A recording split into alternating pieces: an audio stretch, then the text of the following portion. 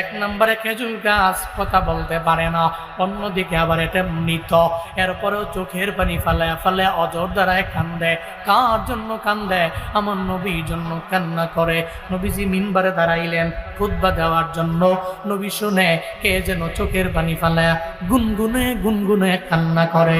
নবী কয়, সাহাবীরা তোমরা কে এখানে আসো, তোমরা কান্না করো? কয় না, আমরা কেউ কান্না করি না। আমার মায়ার নবী বললেন, তোমরা কান্না করো না। তাহলে বুঝতে আর বাকি নেই কে চোখের পানি ফালায় কান্না করে।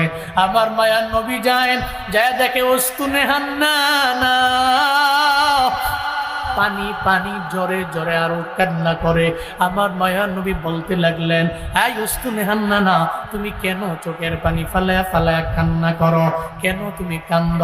উস্তুনে হান্নানা কয়, নবী গো, আমি বিরহের বেদনায় কান্দি। যেই বিরহের বেদনা, এমন বিরহের বেদনা আপনার